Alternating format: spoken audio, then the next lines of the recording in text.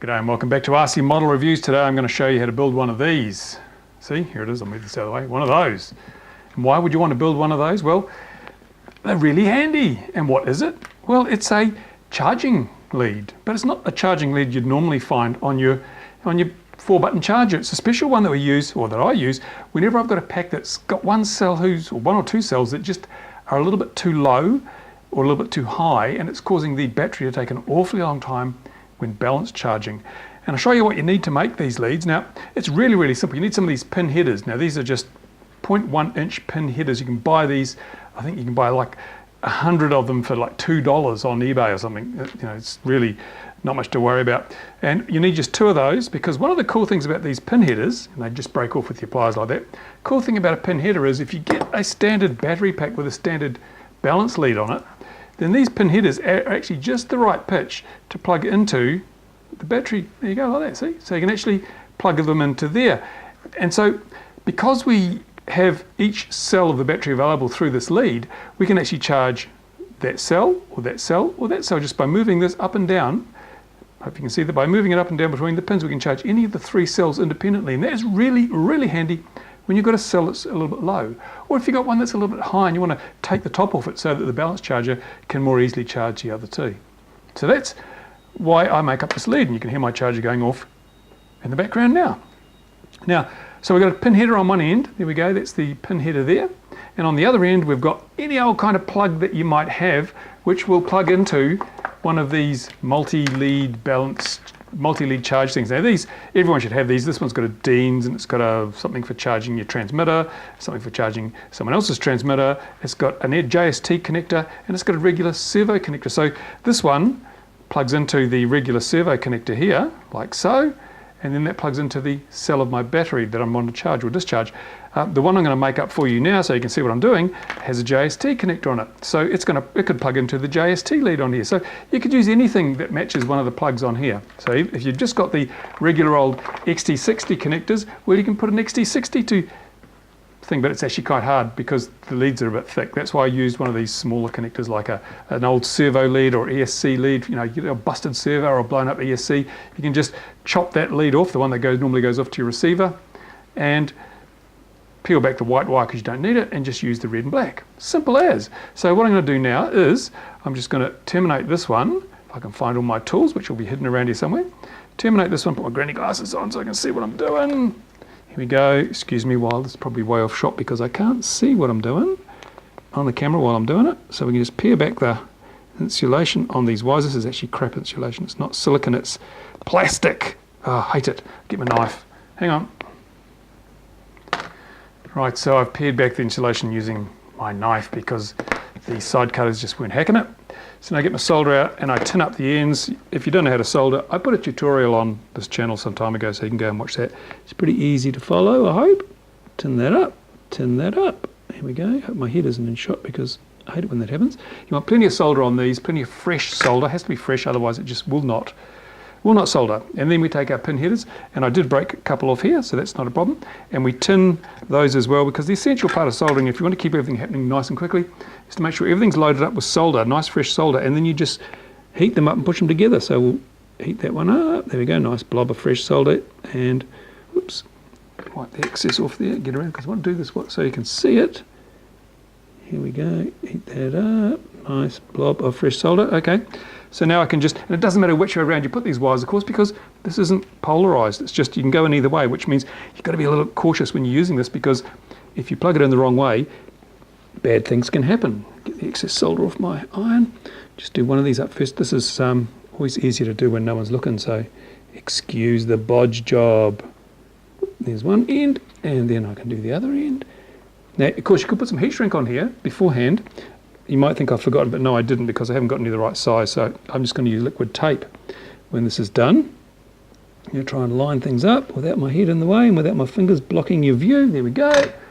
Ta-da! Done. There it is. There's our simple little lead, which has a JST on this end and our 0.1 inch pin header on this end.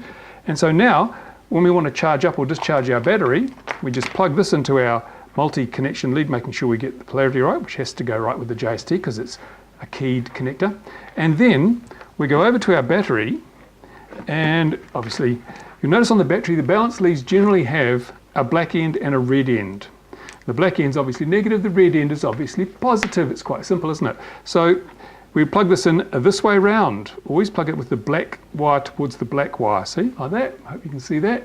And likewise, if I'm plugging into the middle cell, I'll plug it that way. So the black is closest to the black. And when I'm doing this end, obviously red to red, black closest to black. And that gives me access to all the 3 cells. Obviously, if you had a 6 cell, it's the same. You just got more of these connections here. So it doesn't matter whether it's a 2, 3, 4, 5 or 6 cell pack, you can use this to bring up a low cell or 2 or bring down a high cell or 2 so the balance operation operates more quickly. I'm going to show you now on the whiteboard why it's so much better to do it this way than just to leave the balance charger trying to balance this if the pack is really, really out of balance. So let's go over to the whiteboard over there or there somewhere, I don't know, because I'm all out of orientation with the camera in this funny angle. Over to the whiteboard now.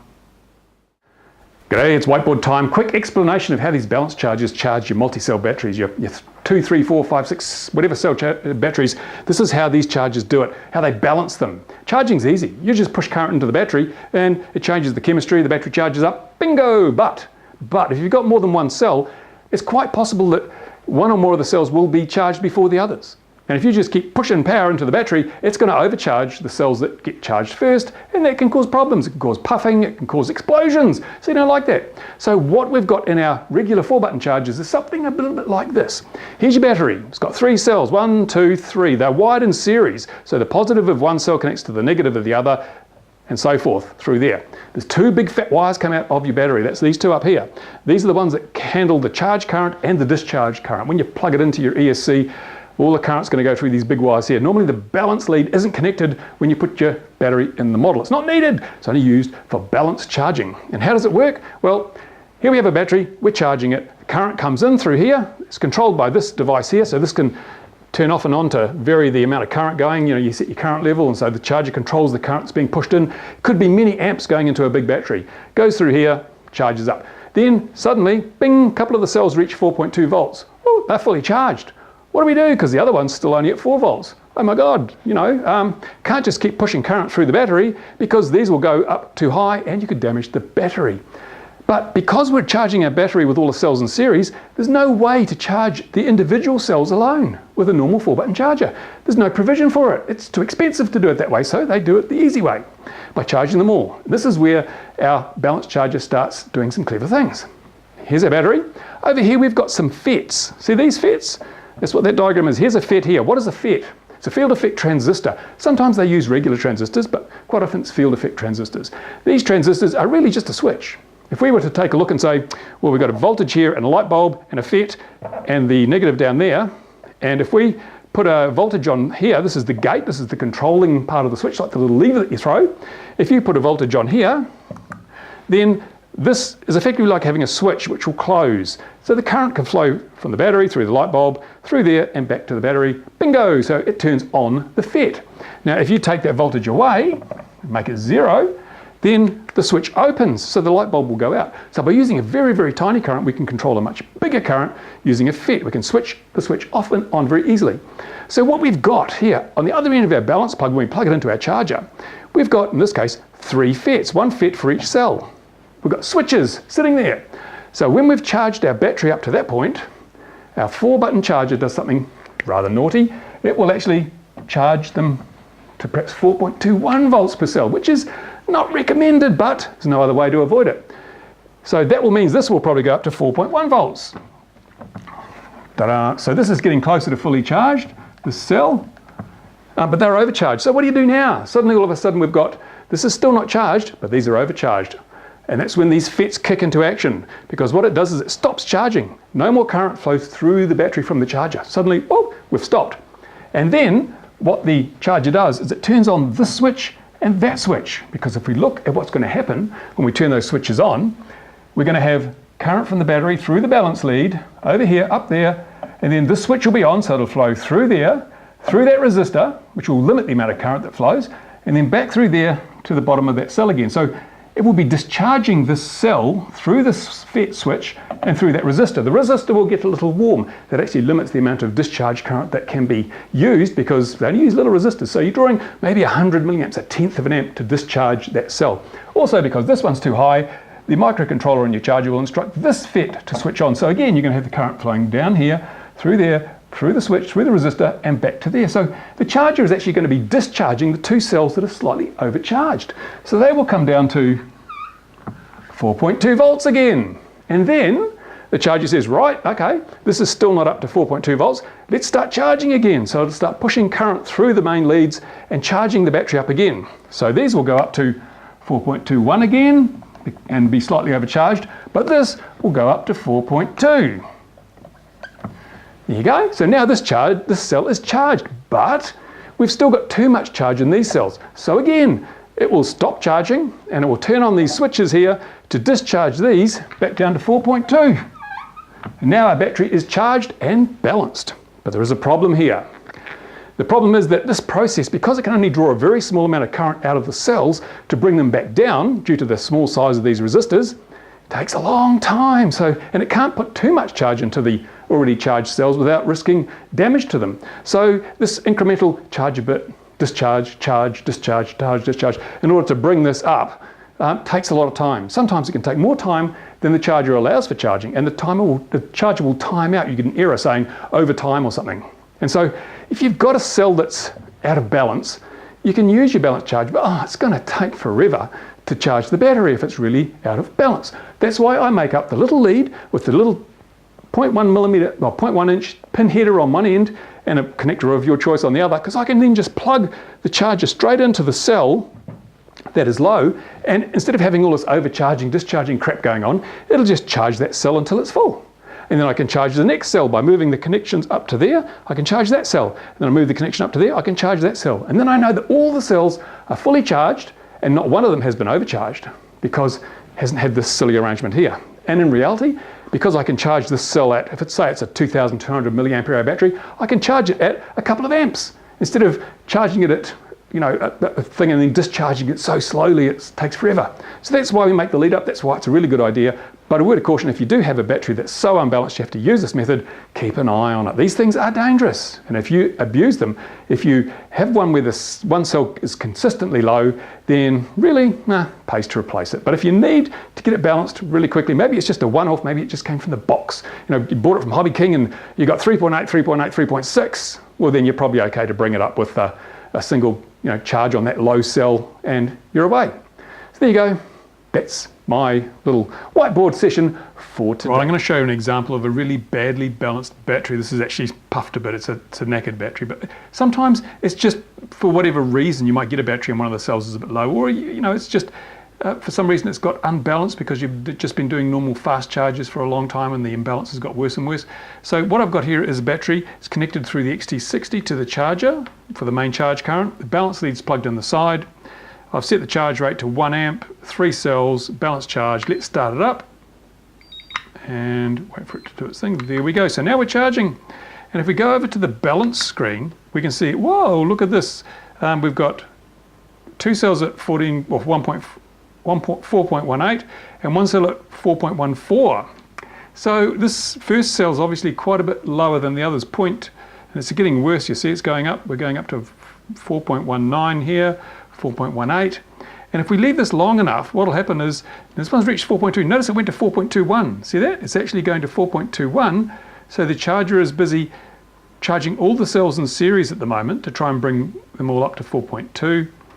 But eventually what will happen is that, as this did before, it goes to 4.2, then it goes over to 4.1, and then the charger has to discharge this cell. See?